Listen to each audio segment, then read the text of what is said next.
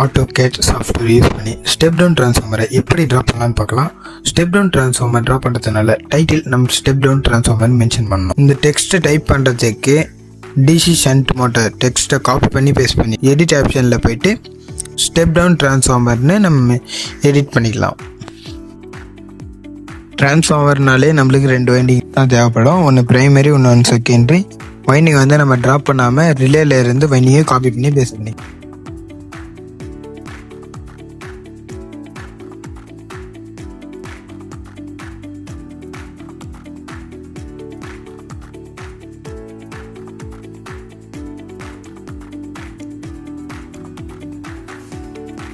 Winding 2 எண்ட்லேயும் வந்து line tool use பண்ணி line draw பண்ணிக்கலாம்.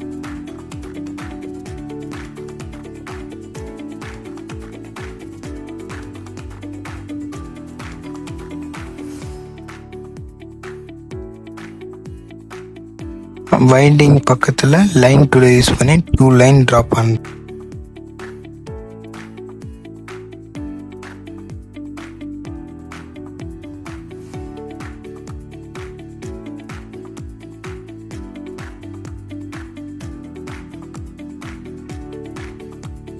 இந்த லைன் டூல் யூஸ் பண்ணி லைன் ட்ரா பண்ண பிறகு அதோட எட்ஜஸ் வந்து ஷார்ப்பாக இருக்கும்.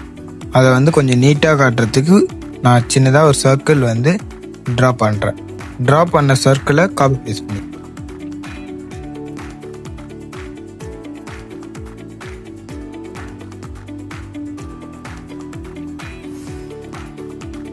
டூலோட ஷார்ட்கட் ஹேச்னு கொடுத்து என்ட்ரு கொடுத்தோன்னா ஹேச் பேஜ் ஓப்பன் ஆகிடும். இதில் வந்து பிக் பாயிண்ட் நம்ம செலக்ட் பண்ணிவிட்டு என்ட்ரு கொடுத்துருவோம். பிக் பாயிண்ட்டை செலக்ட் பண்ணிவிட்டு என்ட்ரு கொடுத்துடணும். நெக்ஸ்ட்டு வந்து பேட்டர்னில் போயிட்டு நம்ம சாலிட் பேட்டர்ன் செட் பண்ணிவிட்டு ஓகே கொடுத்தோன்னா நம்மளுக்கு வந்து அந்த சர்க்கிளோட கலர் வந்து சேஞ்ச் ஆகிடும்.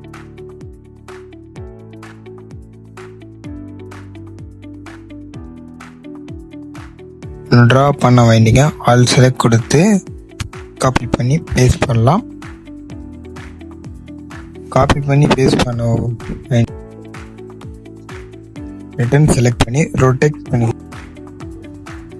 இப்போ வந்து நம்மளுக்கு என்னன்னா ஸ்டெப் டவுன் ட்ரான்ஸ்ஃபார்மர் ரெடி பண்ணிடுவோம். இதோட டெக்ஸ்ட் டைப் பண்ணுறதுக்கு பார்க்கலாம் வாங்க. நான் டெக்ஸ்ட்டை வந்து காப்பி பண்ணி பேஸ்ட் பண்ண போகிறேன். எந்த டெக்ஸ்ட்னா ஸ்டெப் டவுன் ட்ரான்ஸ்ஃபார்மர் டெக்ஸ்ட்டை காப்பி பண்ணி பேஸ்ட் பண்ணிவிட்டு எடிட் ஆப்ஷனில் போயிட்டு ப்ரைமரி செகண்டரின்னு எடிட் பண்ணிக்க போகிறேன்.